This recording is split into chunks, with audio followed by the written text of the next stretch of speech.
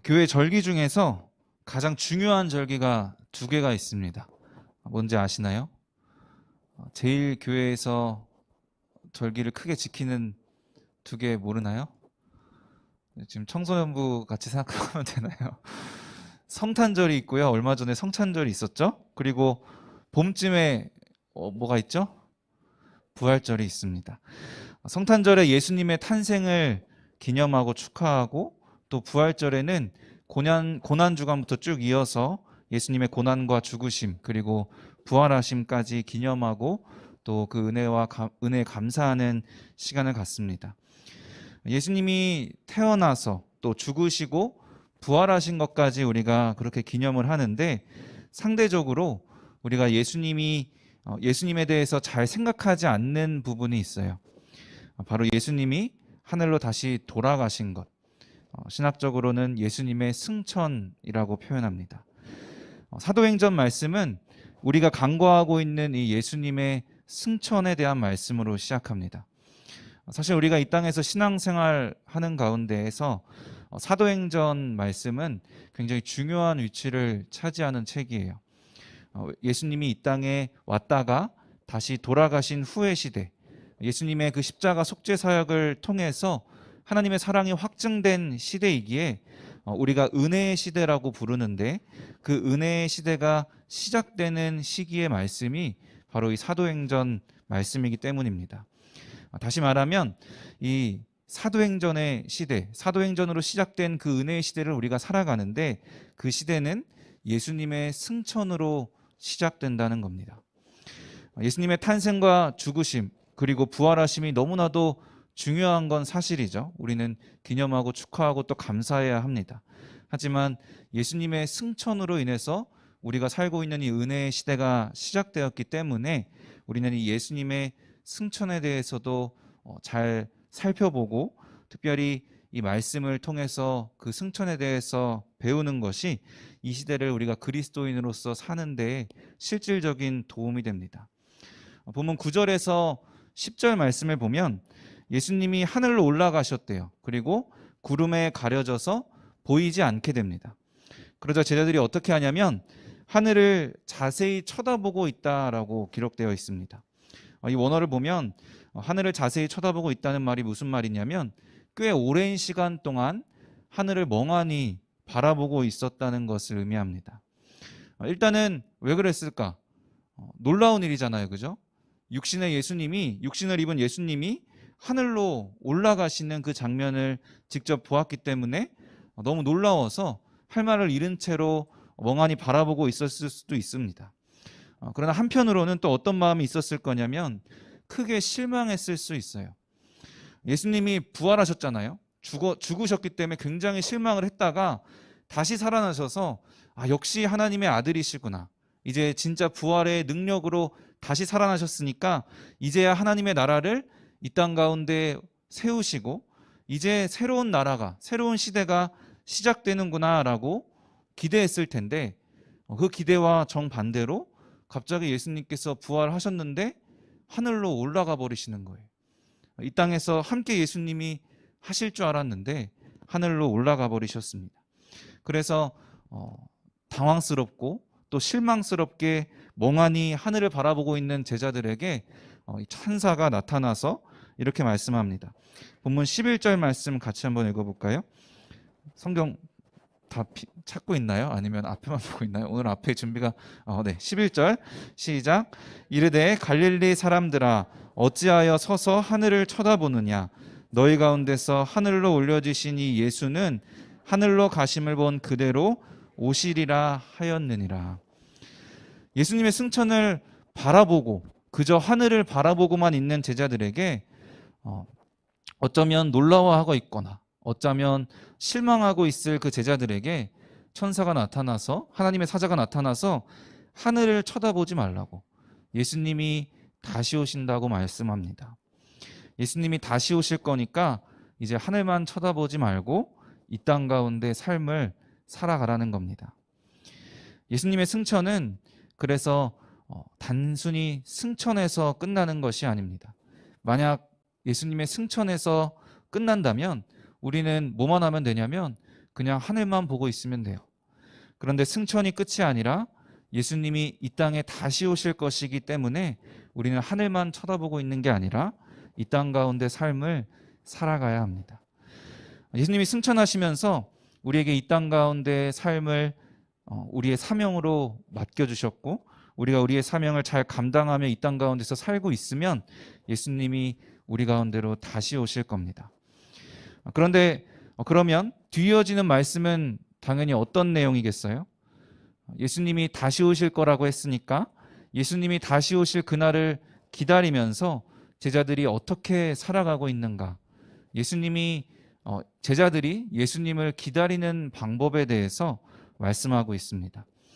오늘은 이제 첫 주일이니까 부임날이 또 하필 1월 1일 첫 주일이라서 표어에 대한 설교는 해야 되겠고, 그래서 표어로 설교 제목을 정하긴 했는데, 사실 오늘 설교 제목은 제가 정한 제목은 기다리는 방법입니다.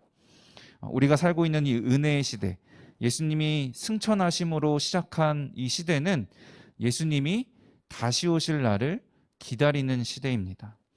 그래서 우리는 이 땅에서 하나님의 뜻대로 잘 살기 위해서 예수님을 어떻게 기다릴 수 있을까? 예수님을 기다리는 방법에 대해서 우리가 알아야 합니다. 우리는 예수님을 어떻게 기다려야 할까요? 첫 번째로 더불어 마음을 같이 해야 합니다. 하늘만 쳐다보지 말고 이 땅 가운데 삶을 살라는 말씀을 듣고 제자들은 어떻게 하냐면 일단 예루살렘으로 돌아왔어요. 그리고 함께 모여서 마음을 같이 했다라고 합니다. 함께 모이고 마음을 같이 한다는 말은 다르게 표현하면 그들이 하나가 되었다라고 할 수 있습니다. 다시 오실 예수님을 기다리는 방법은 우리가 하나가 되는 거예요. 혼자 있는 게 아니라 우리가 모여서 함께 한 마음으로 하나가 되어야 합니다. 사실 혼자가 아니라 공동체를 이루고 또 그 공동체가 모여서 하나가 되기를 힘쓰는 게 결코 쉬운 일이 아니라는 것을 여러분 잘 아실 겁니다. 특별히 청년의 때에, 그리고 특별히 요즘 시대에 개성이 워낙 강한 세대잖아요. 다 개성이 있고 생각이 다 다르고 또 심지어 살아온 환경들도 다 달라서 늘 함께 있는 것도 그 시간 자체만으로 또 피곤할 때도 있고 힘들 때가 있죠. 그래서 같이 있는 것만으로도 힘든데 심지어 우리가 모여서 마음을 하나 되게 한다는 것은 거의 불가능에 가깝습니다. 그런데도 하나님께서는 우리가 하나 되기를 원하셨어요. 사실 우리가 공동체를 이루는 것은요, 신앙생활을 하는데 그리스도인이 되는데 선택 상황이 아니에요. 우리는 공동체일 수밖에 없습니다. 왜냐하면 하나님이 존재하는 방식 자체가 공동체와 굉장히 연관이 깊어요. 여러분 삼위일체라는 말 들어봤어요? 들어봤나요? 못 들어보신 분 있으신가요? 교육 수준이 삼위일체 다 들어보셨죠? 하나님은 삼위일체로 존재를 하신다. 성부 하나님, 성자 하나님, 성령 하나님으로 존재를 하시죠. 세 분의 하나님이신데 이 세 분이 일체 하나시래요. 한 분이시래요. 세 분이신데 한 분이시고 한 분이신데 세 분인 하나님입니다. 사실 우리는 시간과 공간 아래 있잖아요. 근데 하나님께서는 시간과 공간까지도 창조하신 하나님이시기 때문에 우리의 시간 공간 안에서의 상식으로는 잘 이 존재 방식이 이해가 안 갈 수밖에 없는데, 하나님은 그렇게 우리가 이해할 수 없는 그 시간과 공간을 넘어서 완전한 공동체로 존재하신다는 거예요. 하나님은 삼위를 가진 공동체이시지만 완전한 일체로 한 분이시라는 사실을 우리가 기억하면 공동체가 우리와 무관할 수가 없어요. 왜냐하면 하나님께서는 우리에게도 우리가 시간과 공간 안에 있음에도 불구하고 하나이지만 다수이고 다수이지만 하나이기를 요구하셨기 때문입니다. 딱 두 개의 공동체를 향해서 하나님께서 명령하셨는데 첫 번째가 부부 사이예요. 여러분 잘 알고 있죠? 둘이 한 몸을 이루라고 하셨어요. 또 한 가지가 있어요. 바로 교회입니다. 너희가 다 각각의 지체라는 것을 인정하고 있으시지만 너희가 지체가 모여서 뭐가 되라고 하죠? 한 몸이 되라. 예수님의 몸을 이뤄라 라고 명령하셨어요. 물론 우리는 시간과 공간의 제약이 있기 때문에 또 죄가 있잖아요. 우리에겐 죄로 인해 타락한 육신이기 때문에 우리에게는 한계가 있고 하나님처럼 완벽할 수는 당연히 없지만 그래도 부단히 하나가 되기 위해서 노력해야 합니다. 우리가 모여서 하나가 되는 것은 분명한 하나님의 명령이고 예수님의 제자들이 보여준 다시 오실 예수님을 기다리는 방법, 더불어 마음을 같이 하는 것이기 때문입니다. 감사하게도 우리가 참 어려운데 하나가 될 수 있는 비법, 그 비밀을 미리 알려주셨어요. 뭐냐면 바로 사랑입니다. 삼위일체 하나님도 하나님이 사랑이시고 그 완전한 사랑으로 완전히 하나가 되었음을 우리에게 알려주셨어요. 그래서 불가능에 가까운 일이지만 우리가 하나님이 주신 그 사랑의 마음, 세상이 말하는 사랑이 아니라 하나님이 우리에게 보여주신 그 헌신적이고 무조건적인 아가페 사랑으로 우리가 서로를 사랑할 때 우리가 하나가 되어갈 줄로 믿습니다. 또 더불어 같이 한다는 것은 또 다르게 표현하면 한 가족이 되는 것이라고 표현할 수 있어요. 초대교회에서도 이 점을 분명히 인식해서 우리가 교회에서 친해지면 이름을 부르지만 제가 여러분 뭐라고 부르죠? 형제님, 자매님이라고 부르잖아요. 이게 오늘날에 그렇게 하게 된 게 아니라 초대교회 때부터 서로를 형제님 또 자매님이라고 부르기 시작했어요. 왜냐하면은 그들은 예수님에서 분명히 우리가 한 몸을 이루고 한 가족임을 인식했기 때문이에요. 우리가 그래서 형제 자매라고 부를 때 조금은 어색하게 들릴 수도 있겠지만 그 의미는 결코 가벼운 게 아니라는 사실을 기억했으면 좋겠어요. 우리가 한 가족이라는 것을 우리가 기억하고 그래서 서로 그렇게 부르는 겁니다. 우리는 가족하면 보통 뭐부터 생각하냐면 우리 가족, 여러분 가족 누구예요 하면 누구부터 말하죠? 부모님과 형제자매, 혈연 관계를 먼저 생각해요. 그래서 당시 초대교회 당시에도 교회 사람들이 다 형제자매라고 하면서 서로 결혼을 하니까 사람들이 일반 세상 사람들이 혈연 관계, 형제자매라고 하면 혈연 관계인데 서로 결혼하는 줄로 오해하고 그리스도인들은 근친상간을 한다라고 비난을 하게 돼요. 오늘날에도 그럴 수 있겠죠. 그런데 예수님께서는 진정한 가족은 혈연 관계가 아니다. 진정한 가족은 혈연 관계가 아니라는 사실을 분명하게 가르쳐 주셨습니다. 마가복음 3장 31절에서 35절 말씀인데요. 제가 읽어 드릴게요. 그때 예수의 어머니와 동생들이 와서 밖에 서서 사람을 보내어 예수를 부르니 무리가 예수를 둘러 앉았다가 여짜오되 보소서 당신의 어머니와 동생들과 누이들이 밖에서 찾나이다. 대답하시되 누가 내 어머니이며 동생들이냐 하시고 둘러앉은 자들을 보시며 이르시되 내 어머니와 내 동생들을 보라. 누구든지 하나님의 뜻대로 행하는 자가 내 형제요 자매요 어머니이니라. 이게 어떤 말씀이냐면 예수님이 쭉 둘러앉은 무리와 함께 말씀을 나누고 계시다가 예수님의 실제 혈연관계, 그 마리아와 동생들이 찾아왔을 때 사람들이 예수님 당신의 어머니와 가족들이 왔어요 라고 말하니까 누가 내 가족이냐, 여기 나를 둘러앉고 있는 이 사람들이 내 어머니이고 내 동생들이다 라고 말씀하시는 겁니다. 예수님이 말씀하시는 진정한 가족이 어떤 모습이냐면 예수님께로 모이기를 힘쓰는 사람들이에요. 단순히 혈연 관계가 가족이 진정한 가족이 아니라 예수님께로 모이기 힘쓰는 것이 그 사람들의 모임이 가족이라는 거예요. 얼마나 예수님께 간절한 마음으로 이들이 모였냐면 예수님이 식사할 겨를도 없으셨대요. 그리고 또 어떤 모습이 있었냐면 예수님의 말씀을 듣고 함께 나누는 사람들이었어요. 왜 이렇게 예수님께로 모여들었겠어요? 예수님의 가르침과 예수님의 그 말씀을 사모하며 듣고자 했기 때문입니다. 그리고 또 어떤 모습이 있었냐면 그 말씀대로 사는 사람들이었어야 했어요. 모이고 말씀을 듣고 나누는 데서 그치는 것이 아니라 그 말씀대로 사는 사람들이, 이 말씀을 행하는 사람이 내 형제요 자매요 어머니라라고 예수님께서 분명히 가르쳐 주셨어요. 예수님을 기다리는 방법은 우리가 더불어 마음을 같이 하는 것입니다. 이게 무슨 의미냐 하면 하나님이 주신 그 마음, 사랑으로 우리가 하나 되기 더욱 힘쓰고 또 예수님의 말씀으로 더욱 예수님께로 모여서 그 말씀을 나누고 듣고 또 행하기까지 하면서 예수님 안에서 한 가족이 되는 것이 바로 예수님을 기다리는 방법입니다.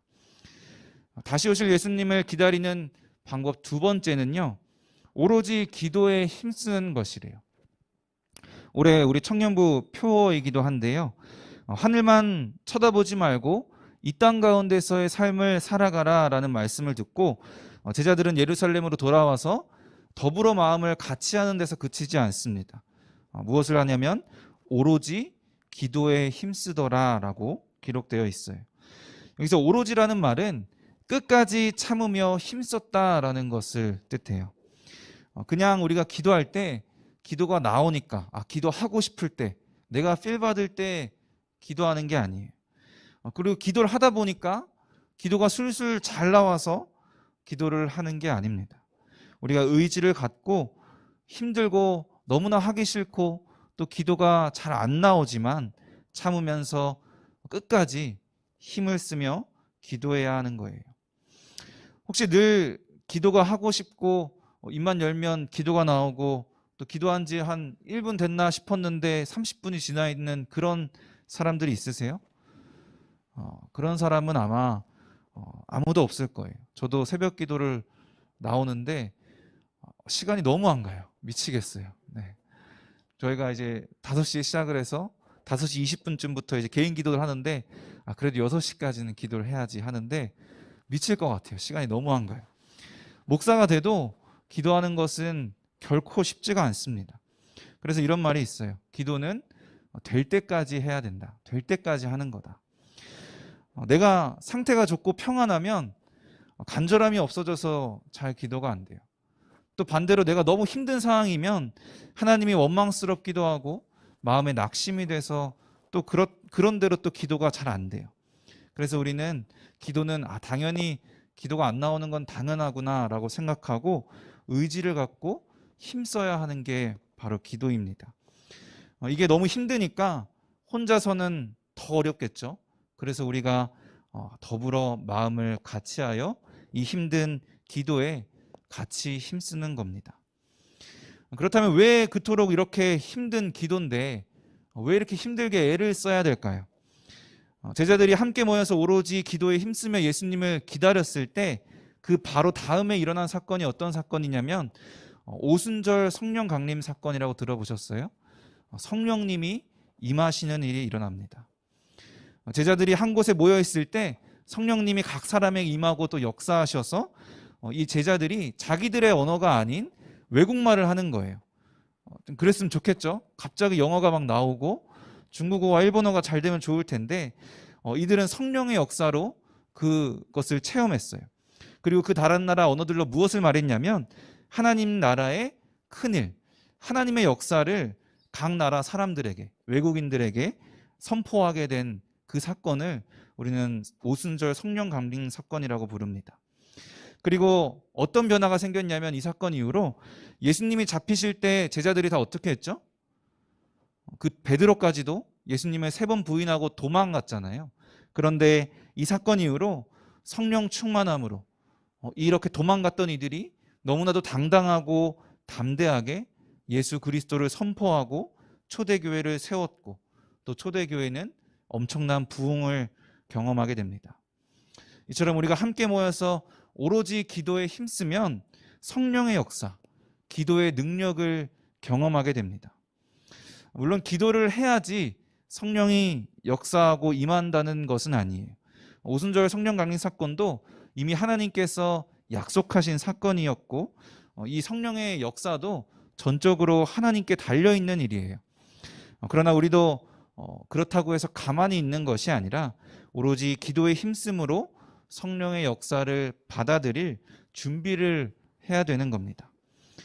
종종 믿음이 좋다는 사람들 중에서 다 하나님이 하시고 다 하나님 뜻대로 되는 거고 하나님께서 예정하셨고 하나님이 주관하시는 거기 때문에 우리는 해야 될 일이 없고 그래서 기도도 굳이 해야 될 필요가 없다라고 생각하는 사람들이 있어요. 물론 하나님이 계획하시고 인도하시고 다 하시죠. 근데 그건 하나님의 영역이고 우리는 하나님이 아니기 때문에 우리에게는 우리의 영역이 있다는 것을 기억해야 됩니다. 그래서 오늘 본문 말씀을 보면은 하늘만 쳐다보고 있는 제자들에게 그러지 말라고 하셨잖아요. 우리는 우리의 영역에서 우리 하나님의 역사를 위한 준비, 이 땅 가운데 기도에 더욱 힘써야 합니다. 또 오순절 성령 사건을 우리가 잘 알고는 있는데 그저 초대교회에 있던 그 시대에만 한 번만 일어난 사건으로 생각하는 사람들도 있어요. 이제는 굳이 성령님이 그렇게 기적적으로 역사하시지 않는 것처럼, 그래서 우리 삶 가운데는 그런 드라마틱한 하나님의 역사를 경험하지 못한다고 여기는 사람들이 있어요. 그러나 분명히 성령의 역사는 계속해서 일어납니다. 때로는 도저히 이해할 수 없는 방법으로, 때로는 사람은 절대 할 수 없는 그 방법으로 성령이 역사하셔서 하나님의 일을 분명히 하십니다. 우리에게는 우리 주변에 그런 일이 없는데요, 제 삶 가운데는 그런 일이 안 일어나는데요 라고 생각하신다면 먼저 함께 모여서 오로지 기도에 힘쓴 적이 있는지를 한번 돌아봤으면 좋겠어요. 우리가 한 마음이 되어서 한 가족이 되어서 오로지 기도에 힘쓸 때 우리는 기도의 능력을, 성령의 역사를 경험할 준비가 됩니다. 우리가 성령의 역사를 경험하지 못했다면 우리가 성령의 역사를 경험하고 기도의 능력을 경험할 그 준비가 안 됐기 때문이에요. 우리가 오로지 기도에 힘쓸 때 기도의 능력을 경험하게 되고 믿는 자에게 능치 못함이 없다는 그 말씀이 진짜 사실임을, 진정임을 깨닫게 될 줄로 믿습니다. 특별히 우리 청년부가 함께 모이기 힘쓰고 오로지 기도에 힘써서 이 초대교회가 경험했던 그 성령의 역사를 동일하게 경험하기를 소망합니다. 초대교회처럼 교회 공동체가 세워지고 또 그 교회 공동체가 단단해지고 건강해지고 또 부흥되는 일은 사실 전적으로 하나님께, 그 성령 하나님께 달린 일이에요. 우리가 아무리 힘쓰고 임원들이 막 행사를 삐까번쩍하게 잘 준비하고 재밌게 해도 교회가 하나 되고 영적으로 또 양적으로 성장하고 부흥하는 일은 하나님의 역사가 없으면 일어날 수가 없어요. 함께 모여서 우리가 오로지 기도에 힘쓰므로 우리가 진정으로 하나 되고 모이는 게 너무나 즐겁고 기다려지고 또 우리 나눔이 풍성해지고 영적으로 성장하고 양적으로도 풍성해지는 그런 일, 우리의 힘으로 할 수 없는 그 성령의 역사와 기도의 능력을 경험하는 2023년 청년부가 되기를 주님의 이름으로 축원합니다. 사랑하는 청년 여러분, 우리 인생은 예수님이 다시 오실 날을 기다리며 사는 인생이에요. 안타깝게도 예수님을 믿는 청년들도, 예수님을 믿는 그리스도인들도 예수님이 다시 오실 것을 모르는 것처럼 살아가는 경우가 참 많아요. 눈앞에 있는 내 만족과 내 즐거움과 내 유익이 너무나 중요하고 또 세상 것들을 너무나 사랑해서 세상을 쫓아가며 살아갑니다. 또 앞으로 어떻게 먹고 살아야 할지, 앞으로 어떻게 해야 내가 잘 먹고 잘 살고 떵떵거리며 살지, 어떻게 해야 내가 내 인생 재밌고 즐겁게 또 내 자아를 실현하면서 살지를 고민하면서 살아요. 심지어는 신앙생활을 하면서도 이 교회 생활 자체도 내 만족과 유익을 위해서 하는 모습들이 참 많이 있습니다. 그러나 우리가 사는 이 땅에서의 삶은 예수님이 다시 오실 날을, 예수님을 바라보면서 예수님을 기다리는 인생임을 기억하기 원합니다. 사도행전에 나타난 예수님을 기다리는 그 제자들의 모습처럼 더불어 마음을 같이하여 오로지 기도에 힘쓰는 모습, 사랑으로 하나 되고 예수님 안에서 모여서 예수님 말씀을 듣고 행하는 한 가족이 되는 모습, 성령의 역사를 사모하는 마음으로 함께 오로지 기도에 힘쓰고 기도의 능력을 경험하는 그 모습이 우리 청년부에게 있기를 소원합니다. 특별히 2023년 올 한 해 더불어 마음을 같이하여 오로지 기도에 힘쓰더라라는 오늘 이 본문 말씀을 함께 마음에 새기고 함께 모이고 기도함으로써 모이는 것이 더 기대되고 설레고 즐거운 청년부, 또 영적으로나 양적으로 더 자라나고 풍성해지는 청년부 되기를 주님의 이름으로 축원합니다.